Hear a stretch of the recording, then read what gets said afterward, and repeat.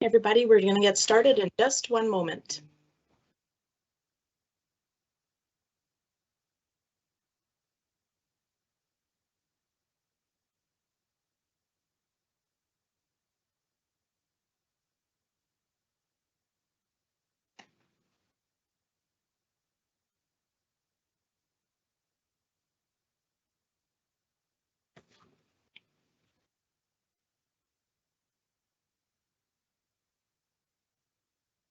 We see some people starting to filter in. If you're just joining us, thanks so much. We'll get started in one more moment. We'll just wait for a few more folks to join us.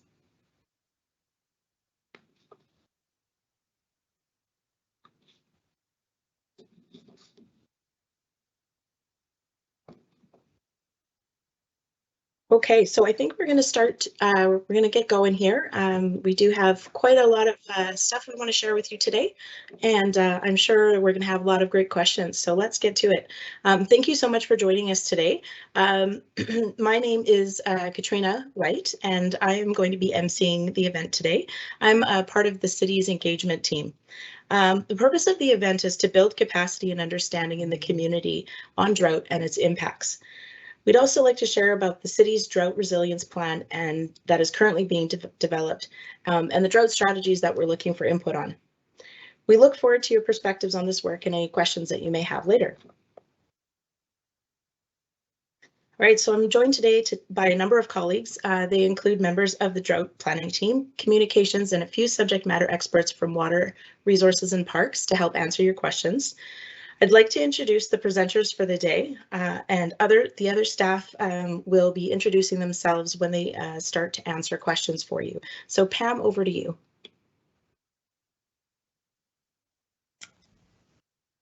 Hi, everyone. My name is Pamela Duncan, and I'm the team lead of resource strategy and the drought project manager. We are the team that develops and implements plans and strategies that protect our watershed. I'll now hand it over to Sarah Marshall. Thanks, Pam. Hi, everyone. My name is Sarah Marshall. I'm a water resources planner in the city's watershed planning division, and I work very closely with Pam on drought resilience planning in Calgary. Okay, that's great. Thank you so much, ladies. So at any point throughout the presentation and afterwards, we encourage you to put your questions and comments into the chat. We have a team working behind the scenes to compile your questions and to put them into the queue. Please note that you may not see questions pop up immediately because of this. After the presentation, we will be going through the questions one by one, and if we're unable to answer all the questions this evening, we will be compiling them and adding answers in the frequently asked questions section on the online engagement page. So please check back there in a couple of days if your question wasn't answered. To post a question, I want to take a look at the very bottom of your screen. You should have a purple button there that says ask a question. So we just ask that you try to keep your questions as clear and concise as possible. And if there's a staff member that you think can answer it, whether it be from water or parks, you can also add that information as well.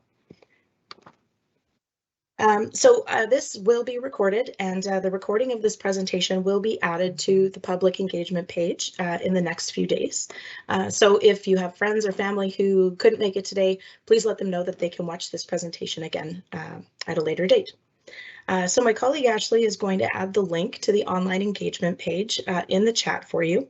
And after this evening's presentation, we really invite you to share your perspective on this topic and some of the strategies that we're going to present to you today. And so at this point, I'd like to remind everybody of the city's workplace, respectful workplace policy. So as an employer and a provider of services to the public, the city is committed to ensuring that everybody is treated with respect, honesty, and dignity. And so it's our objective to create environments for employees and Calgarians that are healthy, productive, and efficient, and make all who are participating this evening feel welcome and included. As such, comments that run contrary to this policy will not be published for all to see. So we ask that everybody please keep your comments polite, respectful, and to the point. And with that, I'd like to now pass it over to my colleague, Sarah, who is going to kick us off properly with a land acknowledgement and then start the formal part of the presentation. Over to you, Sarah. Thanks so much for kicking us off, Kat. And we're really excited to have the time to come together talk about and share ideas for how we move forward as a drought resilient community. And really central to this conversation is how we as a community want to protect and support the land, water, and rivers that are of immense importance. So with this, it's also important to acknowledge that the land and rivers have a much deeper meaning and history to those whose lands on which we are situated. So I want to take this opportunity to acknowledge the traditional territories of the people of the Treaty 7 region in southern Alberta. And the nations of the Treaty 7 region are the Siksika, the Piikani, and the Kainai First Nations, who altogether form the Blackfoot Confederacy and know the confluence as Mohkinstsis. The Chiniki, Bearspaw, and Wesley First Nations, who altogether form the Stoney Nakoda First Nation, and who know the confluence as Wichispa Oyate, and the Tsuut'ina First Nation, who know the confluence as Gutsis. The City of Calgary is also homeland to the historic Northwest Métis and to Métis Nation of Alberta Region 3, and the Métis know the confluence as Otusqueni. And I also want to acknowledge all First Nations, Inuit, and Métis peoples who have chosen to make Calgary their home. We're really grateful to the people who have long stewarded these lands and waters and acknowledge that we have a lot to learn about the ways of protecting and being in relationship with the river and the land. Over to you, Pam. Thank you, Sarah, for the chance to reflect on the importance of water and land in the spirit of reconciliation. And thank you everyone for attending this evening. The City of Calgary is in the process of developing a drought resilience plan. And as part of that update, we are taking this opportunity to build capacity in our community around drought and gain a better understanding of the public's perspectives on drought, its impacts, and resilience building strategies. So I'm just going to outline what to expect over the next hour, hour and a half. We'll briefly cover an introduction to drought, what it is, why it's important for the City of Calgary to have a drought plan, and then we'll introduce the draft resilience building strategies we're looking for input on. And lastly, we will leave plenty of time to answer questions from you. But first, let's start with a video we've created to support our public engagement and encourage participation in our public online portal. It's also a great introduction to drought and planning, and you'll learn more about in the presentation to come.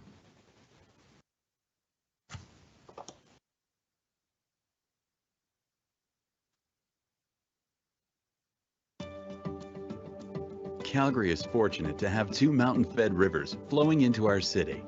We count on the Bow and Elbow rivers for a steady supply of clean drinking water for irrigation to support businesses as key recreation spaces and to enhance our high quality of life. Together, we've done a good job of protecting our rivers and using our water wisely. Our collective efforts to protect our water supply are making a difference. We've installed high-efficiency toilets, implemented water meters, planted yards that use less water, and added over 10 billion liters of extra water storage to the Glenmore Reservoir. However, our rivers have limits, and we're seeing the challenges ahead. Meeting the needs of a growing population and dealing with the realities of a warming climate where droughts will become the norm in our region will continue to put more pressure on our rivers and water supply.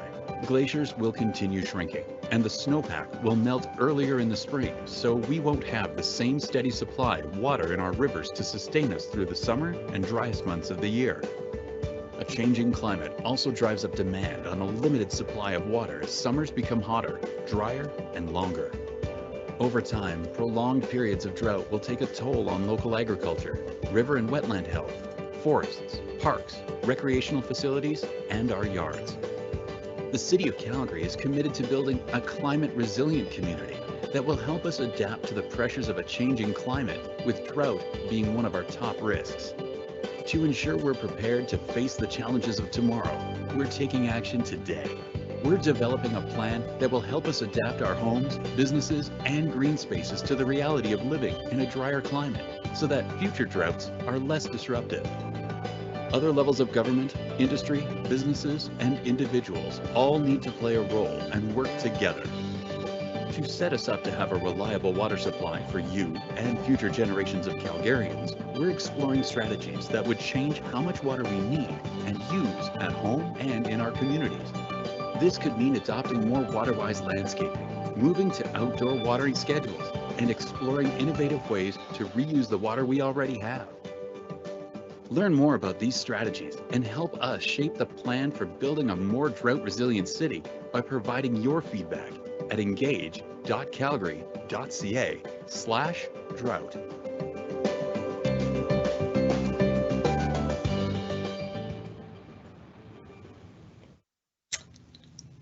All right, I hope you enjoyed that video and it helped put you in a frame of mind to be thinking about drought.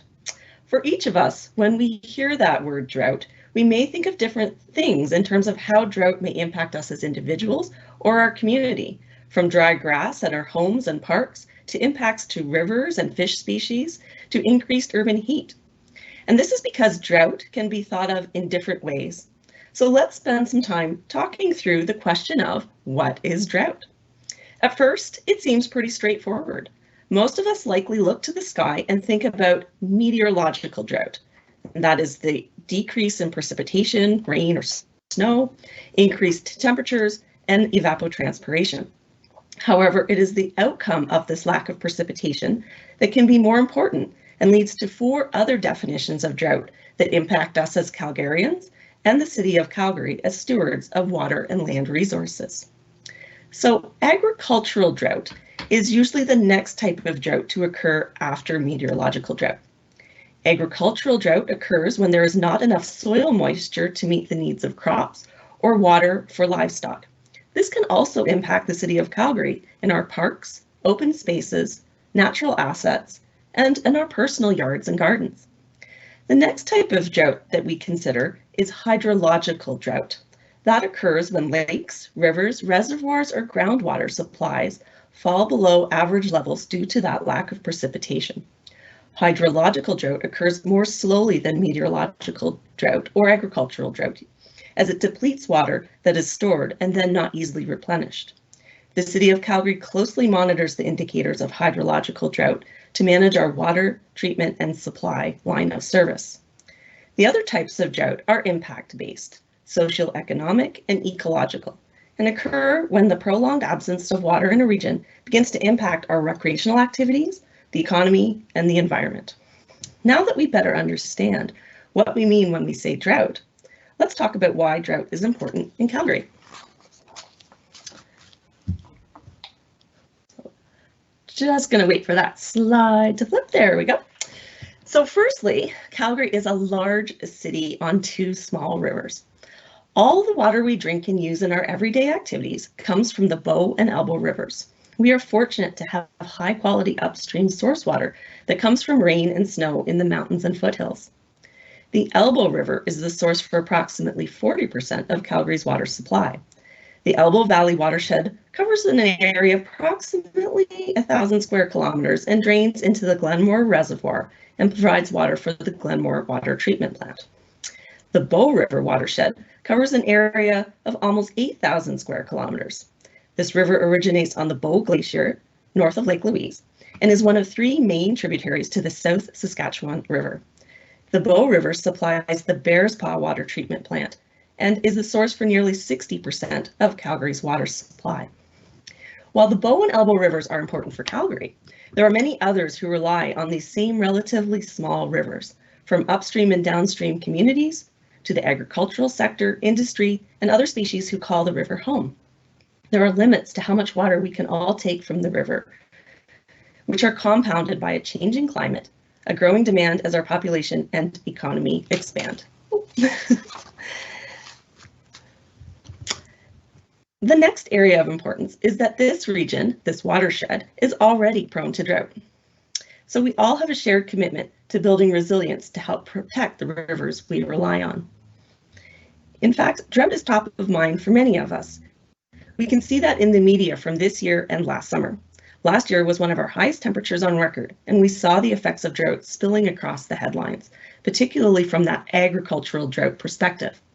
And there was a lot of media buzz around drought and climate change, which we'll touch on in a moment. So, as I mentioned, our region is prone to drought today. But looking further back, we know that drought is no stranger to the Canadian prairies in the past as well. Drought is something that has occurred regularly over the centuries in this region. This graph on the slide shows departures from mean annual water flow, that average water flow, in the Bow River over the past 1,000 years. And while we can see that our overall conditions have fluctuated between wet and dry periods, we can also see that decade-long periods of drought, shown in red below the line, have occurred since 1100. Severe multi-year droughts observed in the more recent past include between 1858 to 1872 and 1930 to 1941.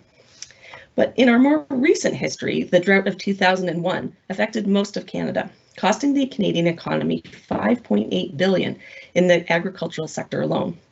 Farming communities in southern Alberta were hit particularly hard, and observations from the agricultural sector leading into this spring are that conditions this year are similar, a worrying development.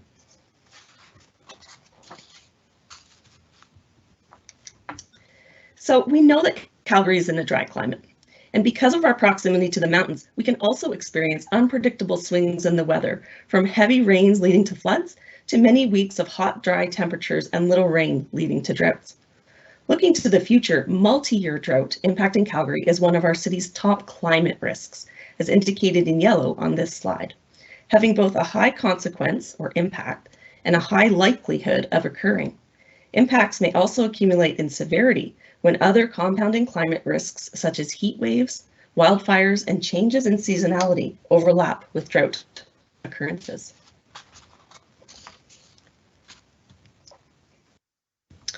So not only is drought a major climate hazard, but it's a unique type of climate hazard. In fact, it's one of the most difficult natural disasters to pin down. The drought planning world calls it a creeping phenomenon. When you think of other disasters like fire, windstorms, floods, the immediacy of these destructive effects are easily visualized. Likewise, it's easy to understand when these events start, when they end, who is affected in their paths, and turn to television, radio, or internet to find out what to do to protect ourselves. But drought is different. From provocative images like empty reservoirs in California or people lined up for water in Cape Town, we know that there can be critical situations, but it's a complex series of events that can take years to develop. We might enjoy being outside in the sunshine and not having rain interrupt our plans. We can even go for months, hold out for a year or two, before the impacts of lower reservoir levels or agricultural moisture deficits are truly felt in the urban context. This means that proactive planning can sometimes be challenging, but we are seeing much more effort to advance all aspects of drought planning across the municipal and provincial levels. And lastly, okay, there it is. And lastly, we know that drought will have a far-reaching impact across our community. These impacts include lower river flows and less water available during times of the year when demand is at its highest. Impacts to local agriculture, health of aquatic ecosystems, plants, wildlife, trees, parks and open spaces, recreational opportunities, or even our private yards. Drying out of forests increases the risk of wildfire, affecting air and water quality, and human health effects can occur from these risks around heat and smoke.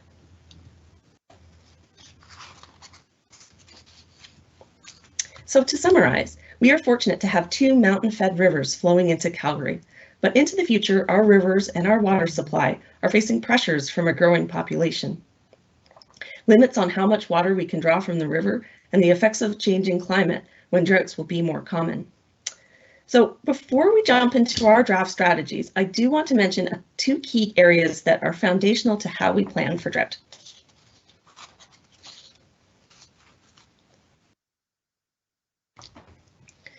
The first is that planning and preparing for drought requires a delicate balance of supply and demand.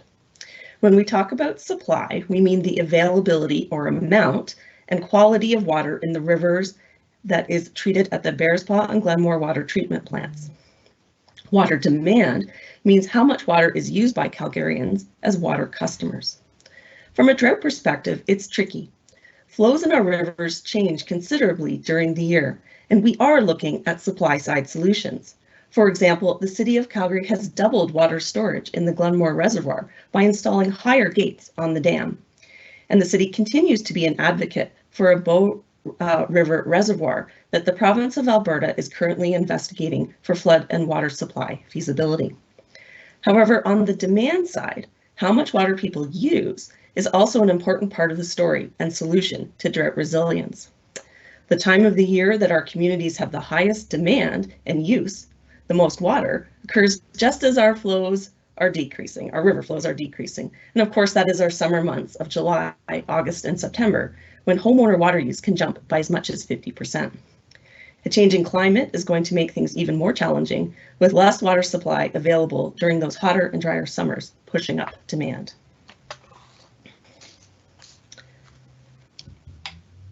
Now let's have a look at demand and water use side a bit further. And I'll just wait for my slide to advance so that you can follow along with me. There it is. All right. So it is important to acknowledge that Calgarians have done a great job of conserving water as a community. We're well on our way to meeting our overall target to reduce water by 30%. But a lot of that focus has been on indoor water efficiency through water metering, indoor retrofits like the toilet rebate program, leak detection, and water treatment efficiency. You can see in that upper graph that the city's overall water demand has mostly dropped since 2002. But look at 2017, a very hot summer that brought our total city water use above that goal mark. And there'll be another jump when we update that slide from last year, when we had another hot, dry summer. So now we are continuing to focus on outdoor water conservation. We need to layer in a drought lens to future water efficiency targets and actions like our Yard Smart program, so that our homes, businesses, parks, and park spaces can continue to adapt and thrive in a drier climate. This is why most of the strategies that we'll explore in a moment in the Drought Resilience Plan focus on reducing outdoor water use. The second component to mention is that while strategies you'll see in a moment focusing on building resilience to drought for the future, it's also important to acknowledge that response is an equally important part of the drought planning equation. Even now, as a drought-prone region, if water demand exceeds our water supply and what our water treatment plants can deliver, mandatory outdoor watering restrictions may be needed, so we continue to have enough water for our most essential needs. We know how important it is for Calgarians to have access to clean, reliable water. We carefully monitor our drought conditions and have a drought response plan in place now that includes clear and proactive communication.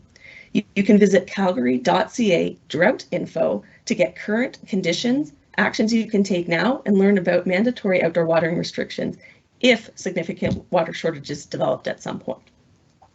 So our overall plan balances efforts across both the supply and demand and resilience and response planning. So I have shared a lot with you. So thank you for staying with me. I'm going to pass it over to my colleague, Sarah, who is going to walk through some of our draft strategies we're exploring as part of the Drought Resilience Plan. Awesome, thanks, Pam. Yes, we are working on a drought resilience plan, and with that, we're exploring a variety of proactive strategies to help our homes, businesses, and park spaces adapt and use less water outdoors so they can thrive in a drier climate. And to build drought resilience, some of the strategies we're considering need the participation of all Calgarians and businesses to reduce how much water we need and use. And how these strategies are designed and implemented will depend on a variety of considerations. And so this is why we're gathering early feedback on these strategies through this public engagement. So your feedback, along with feedback from other stakeholders, our technical analysis and regulations are really going to inform the final version of our drought resilience plan that we are hoping to bring to City Council later this year. And Pam spent some time talking about the foundations of drought resilience planning, so balancing supply and demand and response and resilience, and also how drought will impact our whole watershed community and require collaborative solutions. So with all of that in mind, we have developed 4 integrated goals for our drought resilience plan. And these goals really guide our strategies and actions going forward. So I just wanted to present these first. And the first goal is to use water wisely. And again, building on decades of water efficiency efforts, we know we're going to have to go even further as a community. So that's why our outcome for this goal is to further reduce our water use. Our second goal is to protect our water supply. And our outcome for this goal is to secure and diversify our water supply and ensure our drought resilient city operations. So this looks at actions around our water licenses and continuing to build our city's drought response efforts. And our third goal is to keep our rivers healthy. So this looks at everything from protecting water quality in our rivers to ensuring that our landscapes and green spaces are resilient to drought and continue to offer important climate adaptation benefits. And our outcome for this goal is connecting land and water to ensure that our landscape is built for drought. And last but not least, our fourth goal is that we're in this together. So in times of drought, we know that collaboration is really key, and we know that we all have a shared responsibility to further reduce our water use. At the same time, we really want to look out for those who are most vulnerable to drought in our community across all of the strategies that we're looking at. So our outcome for this goal is to support drought resilient communities and watersheds. So again, you can see through these goals that we're tackling drought from that demand, supply, response, and resilience perspective, and that everyone has a role to play. So we are inviting Calgarians, businesses, and youth to share perspectives and ideas on various strategies that the city is exploring as part of our drought resilience plan. We really want to understand what these programs would mean for you and what you think the city should consider if they are implemented. And the strategies that you see on the slide really rely on the support of Calgarians, and ultimately your participation in implementation is going to be critical to help us achieve success. So through previous research, these strategies were identified as viable solutions to Calgary's drought risks and vulnerabilities, and are also widely used by other drought-prone cities across North America.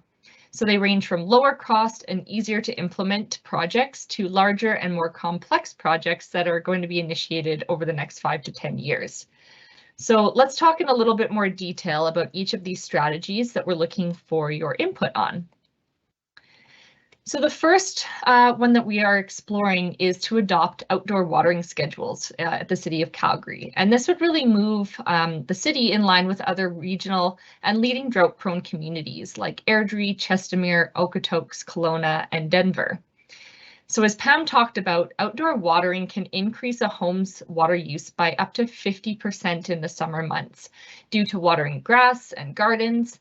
And this higher water use happens when our river flows are also lower and Calgary is most vulnerable to the impacts of drought. So a watering schedule would mean that homes and businesses follow a schedule that outlines which days and times during the week they can use water outdoors, including in-ground irrigation systems and manual watering. And implementing watering schedules would help balance water demand during peak water use periods to make it more predictable and manageable for our water treatment plants. It would also incorporate best practice for efficient outdoor water use that would help keep your landscape healthy. And it also prevents unnecessary water loss from heat, since times would be scheduled early in the morning and later in the evening. So our next two strategies focus on drought water-wise landscaping. So from regulations for future development to programs and incentives that target our existing built environment and homes. So let's talk first about the water-wise landscaping requirements. We know our rivers have limits, and as our city grows, we have an opportunity to build more drought resilient communities by incorporating water-wise outdoor landscaping practices so they use less water and put less pressure on the rivers right from the get-go. So doing this will, of course, reduce outdoor water use, help create yards and gardens that are better designed to stay healthier for longer during a drought. It also supports increased biodiversity and native plants for pollinator-friendly areas. So what could this look like?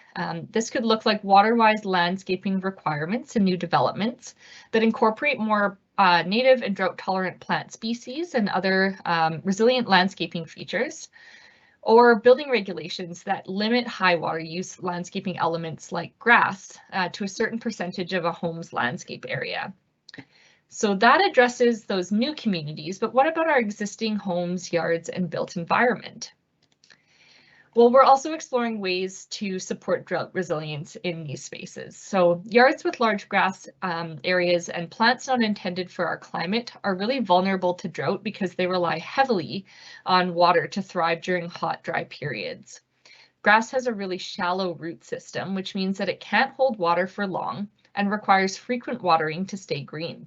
And this drives up our city's water demand and it puts pressure on our rivers in times of drought. So we're looking at programs like rebates for removing existing turf, grass, and installing a water-wise landscape. Subsidies where residents could receive a discount on select drought-tolerant plants and watering tools that are more efficient and use less water. Or things like an all-in-one garden, water-wise garden kit that would be geared at residents who want to replace a portion of their grass but don't know where to start. And kits could be customized for square footage, sun exposure, design preference, and placement. And again, these programs would help create water-saving yards with drought-tolerant landscaping, would support an overall reduction in Calgary's water demand, especially during those summer peak water use months. And it would also provide financial assistance to help Calgarians make even more water-wise landscaping choices.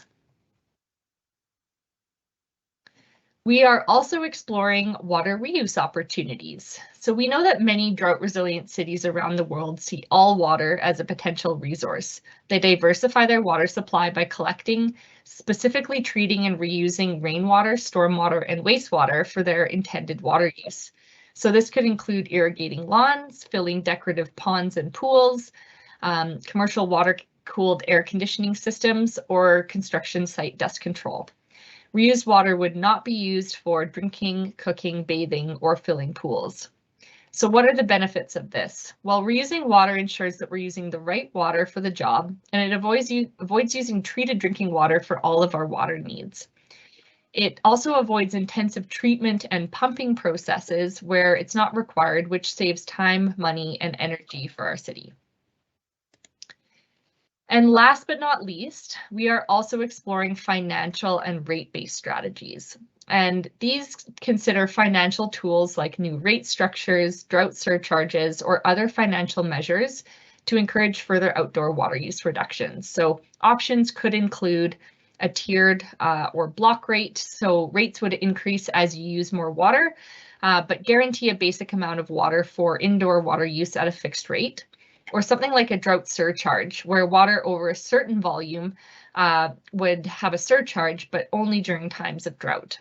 So these types of financial strategies intended to encourage water use reduction will need to be approached, of course, from an equity lens to ensure that access to water for indoor water needs remains accessible and affordable.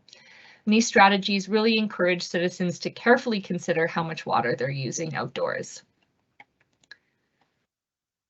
So that is a wrap on our strategies, and we really want to hear from you and get your perspective on ways that Calgary can adapt to a drier climate and use water even more wisely. And there's a lot of ways for you to provide your feedback. So one way, of course, has been mentioned, is to visit our online Engage portal at engage.calgary.ca/drought before June 14th.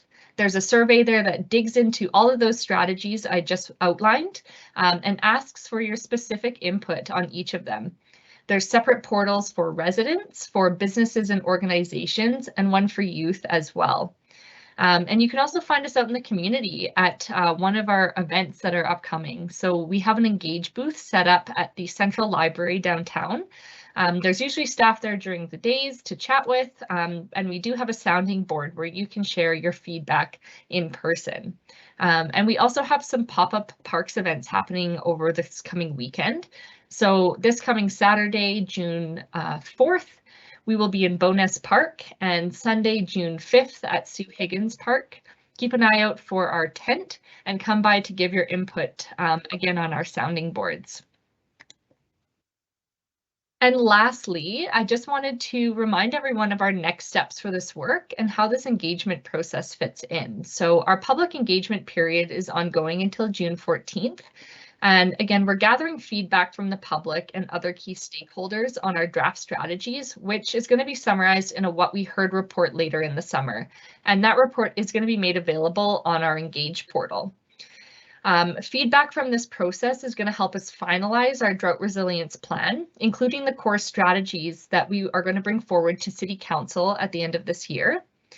And then moving forward, our efforts are going to be placed towards implementing our plan. And as we noted today, that more work is going to be needed to develop and design the various programs and strategies. And that's going to require ongoing collaboration. Building drought resilience, as we know, is a shared responsibility, and a large part of this plan's success is going to require the participation of all Calgarians and businesses.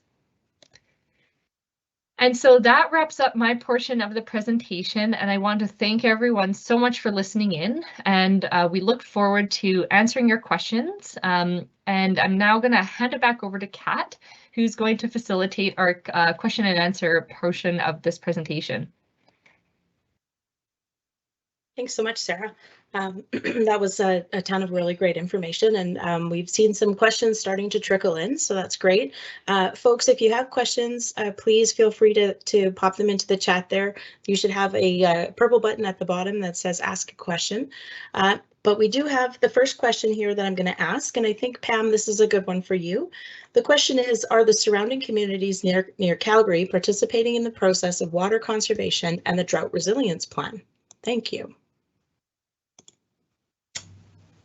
Hi, they definitely are, and surrounding communities have been great at doing water conservation programs already and will be doing so in the future, but we're actually running a couple of other sessions with external stakeholders, including surrounding communities.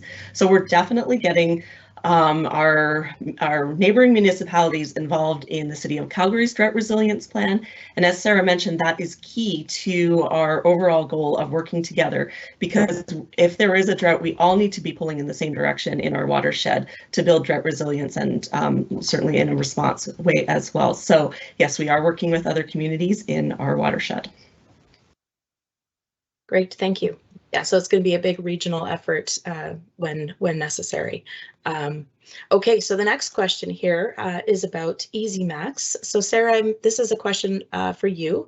When will EasyMax offer water use comparisons alongside natural gas and electricity usage? Hashtag, if you can't measure it, you cannot manage it. Thanks, Kat. If you can measure it, you can manage it. Sorry. That's a really great question, and certainly something that the city is currently exploring, opportunities to install more automated metering systems that give that real-time data for water use in the home. Of course, on your current water bill, we do provide your monthly water use statistics over a period of the previous 13 months. So you can compare your water use from a monthly basis to the same month in a previous year.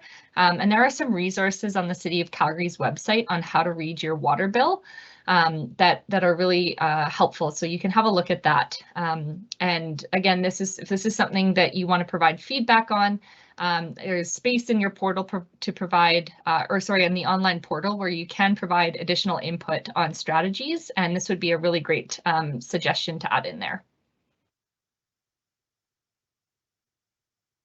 Okay, so Sarah, I'm going to stick with you and give you this next one about bills, bill charges. So when will the city reduce water treatment charges in the summer when people are using water for food production and it's not going back into the system for wastewater treatment? I'm assuming they're meaning. Thanks, Kat. That's another really good question. And we know that not all of the water that you use in the home is returned to the wastewater system for treatment, and specifically when you are watering your garden or your food garden. So we do have a wastewater calculation that appears on your water utility bill under the wastewater and collection treatment that does take this into consideration. So we only charge you 90% of your water usage all year long for that wastewater charge. So this percentage does recognize seasonal fluctuations in water use, like outdoor watering, when less of the water you use is being sent to the wastewater treatment plants. And this reduction appears all year long, so even in the winter when no outdoor watering is taking place. So again, more information will be, I'll put a link in the chat to where you can find that how to read your water bill resource that's available on calgary.ca. Wonderful, thank you. Yeah, we get a lot of questions about that wastewater calculation, but it's definitely that averaged over the entire year to come up with 90%.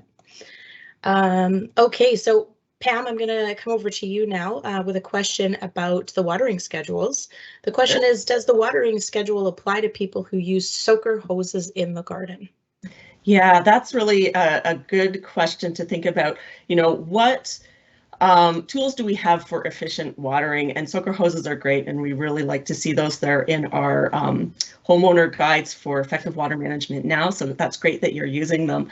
And so right now we're exploring these strategies from a very high level. So we'll be looking at what specifically will be allowed and not allowed in a watering schedule, if that's something that, you know, which tools, what, you know, how we might enforce that in the design phase of these strategies. Right now we're looking at them from a high level, making sure that there's general, we get those general sort of perspectives on if this would work, if this, if we'd have concerns.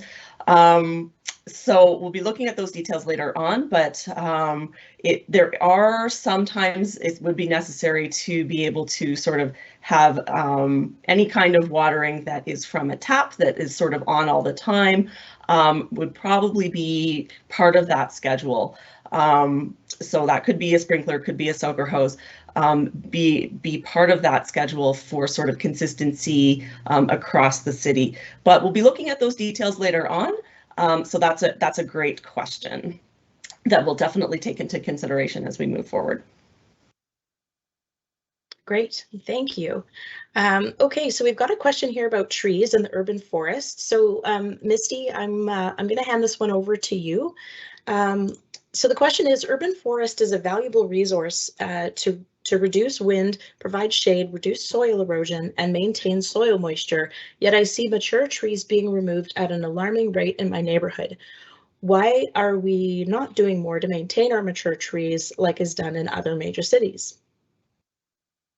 Thank you for the great question. And we do love our trees here in Calgary. Our urban forest is really critical, a really critical component of our parks and open spaces. And based on that, we have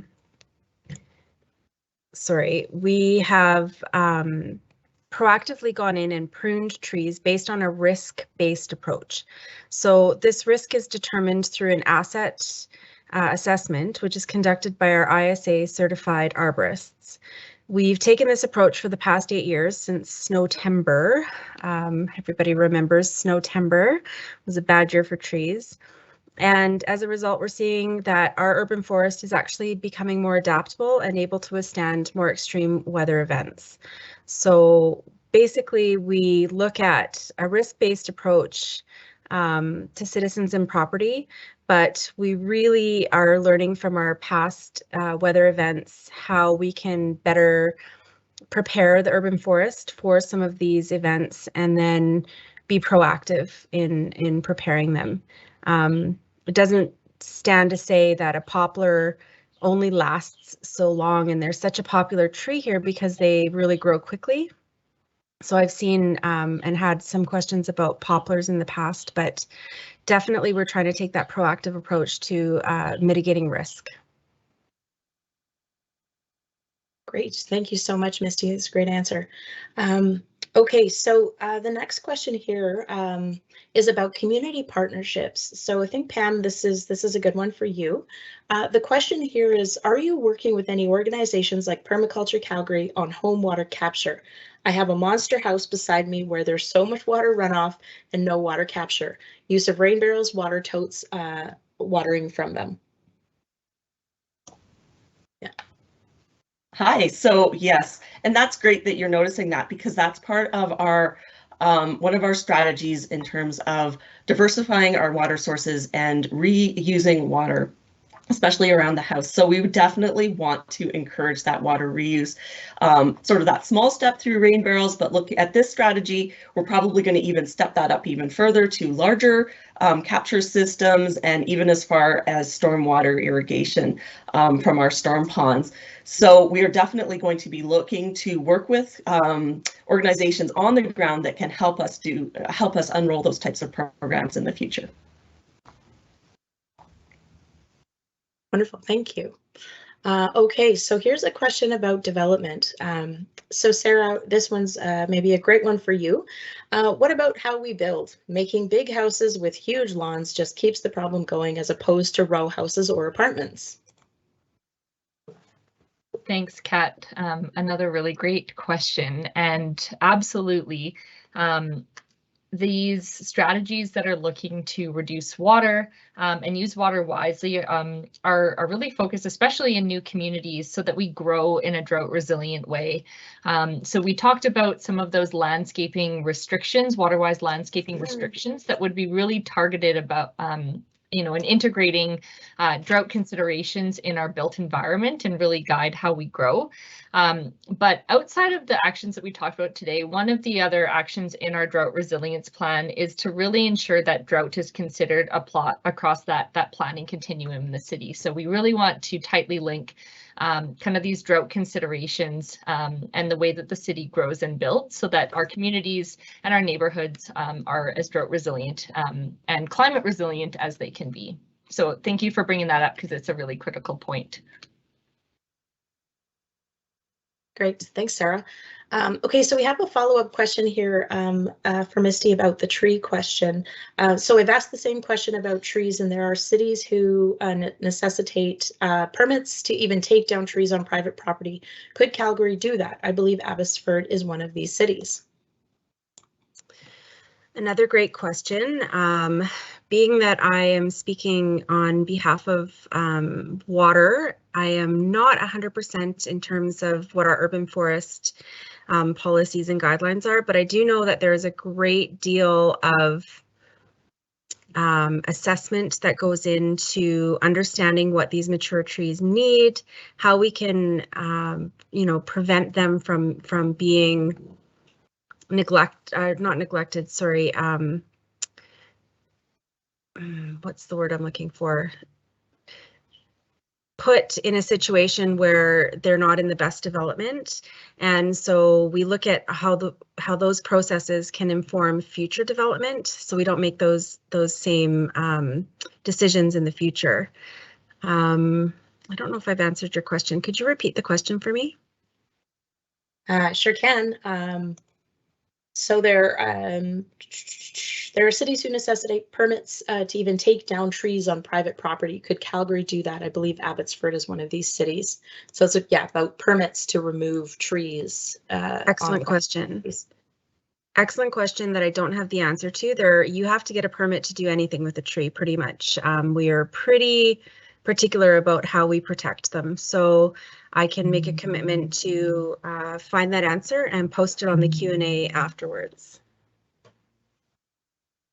Great. Thank you. We'll just make a note of that to make sure that it ends up on the portal. Okay, so I'm going to move along here to a question about one of the strategies and the watering schedule. So Sarah, this question I think is for you. The question is, I'm wondering why watering with a hose wouldn't be limited within the watering schedule. Thanks. Another great question. Thanks for asking that. And again, with the watering schedules, we're really at this early phase of engagement where we're looking for input on this level of detail that's going to come when we get into that program development.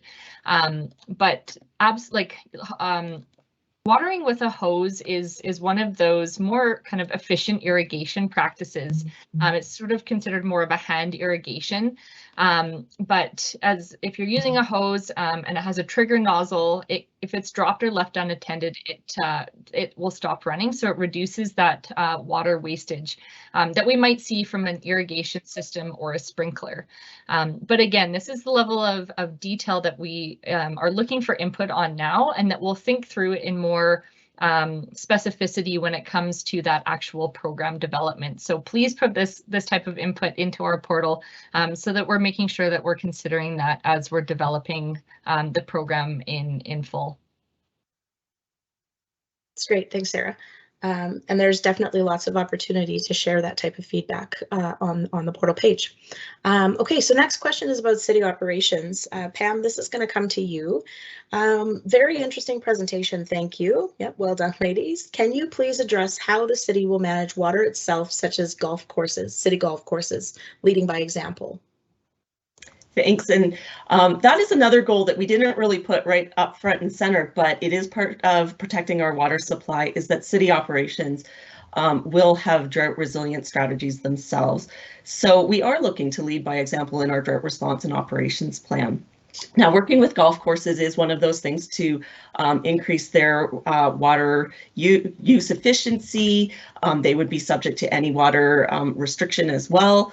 And we also have other business units that use water outdoors that we are working with actively to have strategies for them to use water wisely. If we are in a drought, we'd be looking or proceeding, getting closer to a drought or looking at building resilience. We're working with those business units to potentially reduce their vehicle washing to use less water. Also things more efficient irrigation practices, looking for those opportunities within our operations to increase our efficiency as part of this drought resilience plan.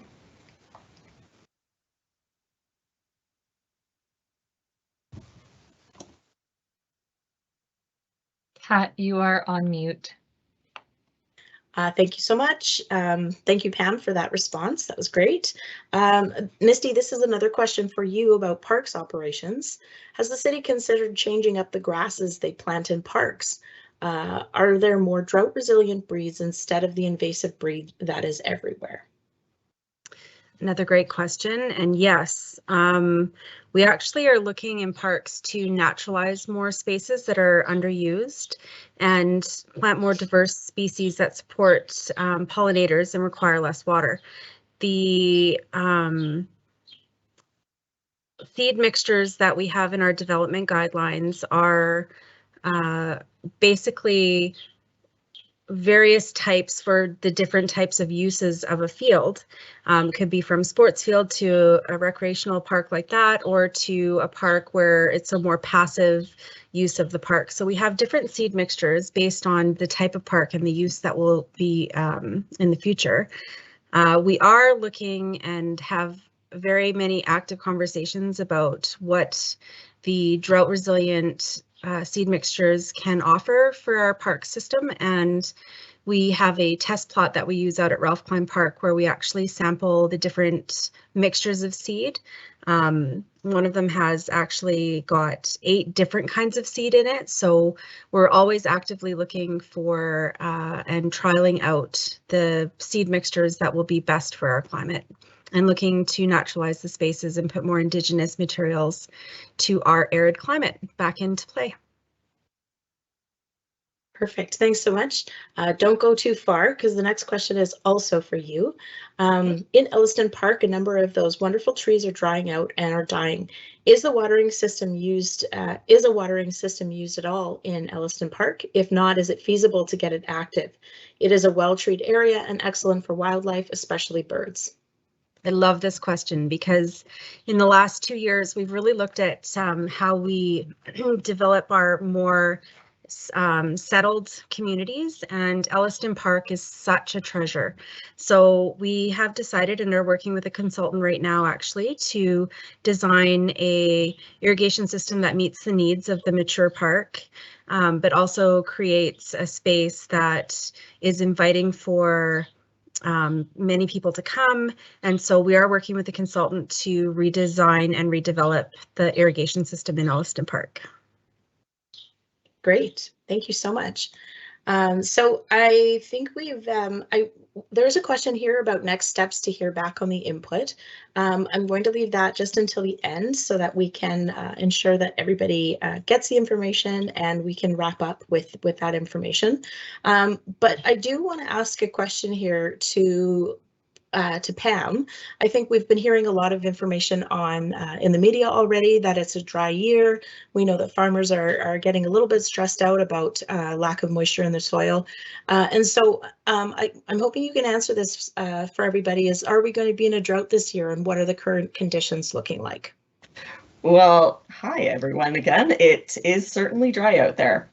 We haven't received much precipitation yet, and Environment Canada is calling for a hotter and drier summer this year, and I think there's been some media around that, and everybody, you know, go buy air conditioners and things like that is what some media that I already saw, I think even just today. So we are keeping a close eye on that, but our water supply is still in the average mode because we have quite a healthy snowpack upstream, and that's kind of like our reservoir storage in the snow upstream. So we're watching for how that snowpack is going to melt to replenish reservoirs, replenish soil moisture as well. So we're keeping an eye on that. We're keeping an eye on those Bow River flows that snowpack translates into flows over the early, late spring, early summer. And then we'll be really carefully watching later in the summer when our river flows decrease, and we are watching that demand go up because of the hotter, drier conditions. So that's kind of what we're looking at the moment. And like I said, you can go to calgary.ca/drought info for the most up-to-date information as we progress through the summer for current conditions. Great, thanks so much, Pam. Yeah, it's definitely looking like it's going to be hot and dry out there. So keep your eye on that webpage for any updates. So here's a question. We, in a lot of conversations we've had recently about drought, rain barrels come up often, and everybody should just have a rain barrel, right? It would solve all of our drought problems. So Sarah, maybe this is a question for you then. Why aren't rain barrels among the drought resilient strategies that we're considering? Thanks, Kat. We have promoted rain barrels for a number of years as part of our Yard Smart campaign. So we know that using rainwater collected by a rain barrel is a really great way for homeowners to reduce their demand on drinking water supplies by capturing and using rainwater. So we do have our annual rain barrel sales in partnership with Green Calgary. We have been sponsoring them to offer those for a number of years. And so they're really good for sort of short-term dry periods. However, during extended dry periods like multi-year droughts, rain barrels won't be enough to meet residential needs. So we need to look at other water reuse opportunities, including larger cisterns and storm ponds that have larger holding capacities. So that's really going to be the pivot with this drought strategy, is moving and building on the work that rain barrels do to other broader water reuse and capture opportunities. Great, thank you. So people should still go and get their rain barrel if they don't have one already. They're very, very efficient for conservation during most of the year. Well, during the growing season. Okay, so Sarah, I've got another question for you about Indigenous relations. Have elders and/or local Indigenous groups been consulted, particularly with relation to vegetation species and the proposed Bow River Reservoir? Yeah, really good question, and thanks for whoever put that forward. Absolutely, the significance of Indigenous peoples in drought management is critical, and it's going to bring a level of context to our plan that will reflect local history and valuable knowledge on resource management and resilience opportunities. So we are working with the city's Indigenous Relations Office, as well as a consulting team, to figure out sort of appropriate timing and process for engaging our Indigenous communities in our drought resilience plan. As for the proposed Bow River Reservoir, the answer is yes. First Nations are a key stakeholder for engagement and part of their working group. However, I just want to note that that process is being led by the province and not the city. So it is a separate stakeholder engagement process. And in particular to vegetation species, I'm not sure that we have gotten to that level, but absolutely something that might be part of conversations around drought as we go forward. So yeah, again, thanks for the question, and it's something that is really important in our drought work at the city. Great, thank you so much. So talking about different species, maybe I can throw this question to you as well, Sarah. Why are most of the residential strategies targeting grass? Yes, another great question. And of course, we know that grass has really shallow root systems and does rely on a lot of that supplemental irrigation in the summer months to stay healthy and green. And again, that's when our rivers tend to be lower, our temperatures tend to be higher, and so we have that spike in demand. The thing that we see the most often in Calgary is Kentucky bluegrass, which is not meant for our environment. And again, relies on a lot of that supplemental irrigation. So we really want to focus on promoting drought resilient landscape types that are much more able to thrive in Calgary's climate, use less water, and be resilient to those drought conditions. So that's really the emphasis that we want to see going forward. Great, thank you so much. So there's just a follow-up comment here. It says the rain barrels through Green Calgary are not great. The ones the city of Vancouver promoted for their water capture are fantastic. I purchased a few of these. So certainly, yeah, we've worked with Green Calgary over the years to subsidize their rain barrels. They are recycled food grade barrels, and so those sort of supporting Green Calgary is definitely supporting local. But everybody has preferences with their rain barrels, whether it's color, shape, size, and that sort of thing. So it is important that you find one that you really like. Pam, here's a question for you about shade balls. So California uses shade balls in the reservoir. Is that being considered here? Oops. Hi. So yes, I've seen that too. We actually, for that suite of strategies that we developed, we did work with a consultant out of California and Texas who gathered a lot of our information, and this wasn't part of that suite of strategies. I think that's very specific to the type of reservoir and the use. So that is something that wasn't in our list, but I'll commit to looking at the reason why we didn't have that, and we can post it afterwards. Great, thank you so much. So I'm going to go back to a question that we hear often here. So why are you looking at financial strategies? Our taxes and water rates are already too high. Is that a question maybe for Pam to tackle? Sure, I can take that. So that one at the end is really kind of a contingency strategy. So we've got some strategies up at sort of that we're front ending, looking at a watering schedule to reduce the total amount of water, incentive programs for water-wise landscaping, regulations, adopting and adapting to new water sources. But in the end, if there are still water customers that want to use drinking water outdoors in a large amount, we do want to have a financial option to potentially have to pay a premium for the use of that treated drinking water outdoors.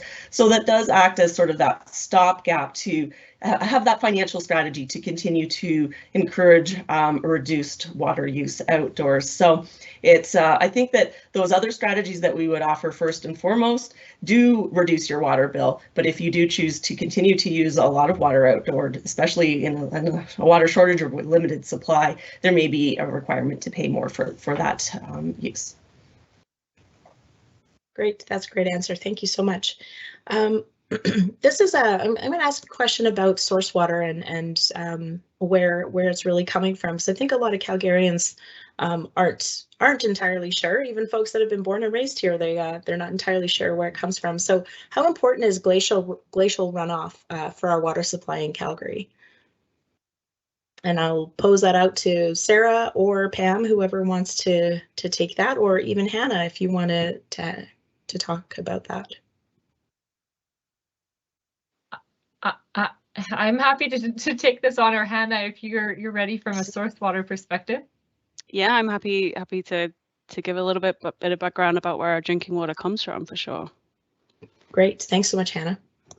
So as Pam mentioned in the presentation, our drinking water comes from two watersheds, the Bow and the Elbow, and the headwaters of those watersheds start up in the mountains. So for the Bow, that's up at Bow Glacier and Bow Lake. So and we talk about the snowpack a lot as well. So glacial runoff and snowpack is certainly very important. As Pam said, it almost acts as a reservoir up in the mountains too. So it really is very important to our water supply. As we are fed, we're lucky to have that kind of really high quality source water that comes from the mountains. And Pam and Sarah, feel free to add anything about kind of specifically how it relates to drought. Sure, I can add on to that. Thanks, Hannah. That's great context and info on our water supply. So glacial melt specifically is an important component of our water supply, but on average, it only makes up about 3% of our annual river runoff. Most of our water supply comes from precipitation and snowmelt. However, if we were to experience a drought extending into August where precipitation is lower, glacial melt would contribute a much greater portion of that water supply, so between 8 and 20%.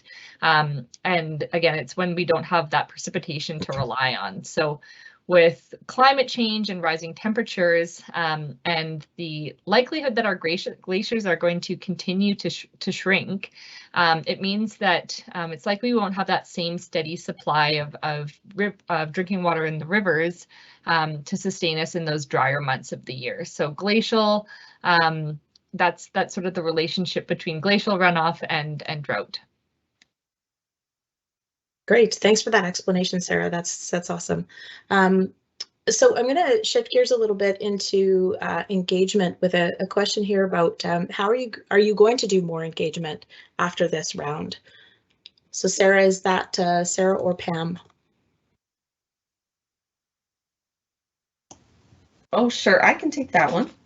Sure, thank you. Okay, just waiting for the camera to come back on me. So yeah, this is what we've been gathering that early feedback on our entire suite of drought resilience building strategies. We wanted to really get that early support and feedback so that we know that we're going ahead with the right toolbox of things. So because they're so important that Calgarians participate in these strategies and support them for drought resilience going forward. So we're going to know that we're going in the right direction. We've got the right set of strategies when we present this entire plan to council later this year. That will give us the permission, the approval to move forward in our next business cycle in the next 4 years to do that deep dive into the design of these programs and their implementation. So we will have further engagement when we go into that level of detail around these programs that we know we're going to be moving forward with. So yes, you will hear from us again around the strategies that we put in the final plan. Great, thank you so much. It'll keep us busy for a while. Okay, so this is, I think the questions are starting to slow down coming through, but folks, if you have any more, please feel free to add more questions. What I will do is just kind of tag on to that engagement question with sort of what's next and how do we report back on the engagement and the feedback that we received. So once the engagement period is over, as of June 14th, the Engaged Resource Unit creates a What We Heard report and takes all of the feedback that we received through all the different tactics, whether it be online portals and workshops and paper copies of questions that we have out in the community. We code and theme all of that to make sense of the vast amount of feedback and data that we will receive. And then the project team uses that information to inform that final drought resilience plan that they're going to be taking to council in late 2022. So the What We Heard report will be posted onto the engagement portal page in August. So you will be able to come back and see how all of your feedback was kind of summarized and made sense of. And then of course you'll see the team go to council at the end of the year to see what gets presented as the final plan. So Pam or Sarah, do you have any other things you wanted to add to that? Nothing from my end. Hannah just flipped up the timeline slide again, so it's all laid out there. Oh, that's great. Yeah, thank you so much, Hannah. All right, so I'm not sure then. I don't think we have any more questions coming in. Oh, actually we do. Something's just popped up here. Okay, okay, this is a tricky one. What is the estimate of how long glacier water will be available as a water source?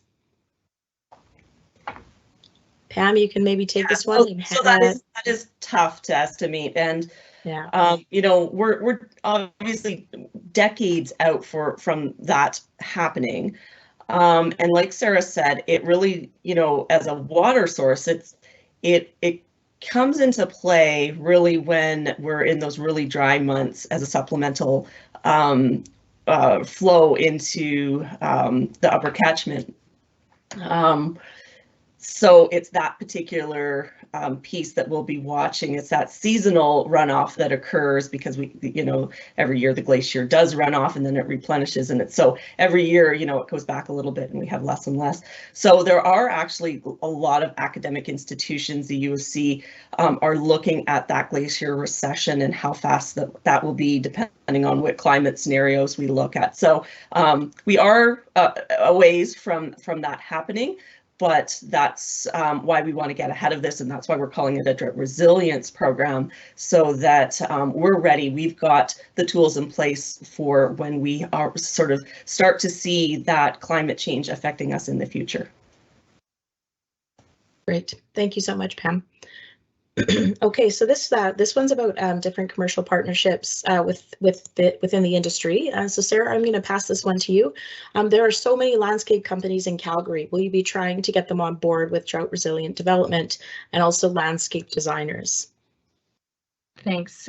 Great question, and absolutely. So as we mentioned, we are doing engagement right now as well with some of our key stakeholders, and this is an industry that we have flagged as needing to be a key partner in the success of our drought resilience plan. So we have reached out and are engaging with folks in the development industry, with Landscape Alberta, the irrigation associations, who are sort of representatives of all of those different landscaping and irrigation companies. So we definitely want their feedback.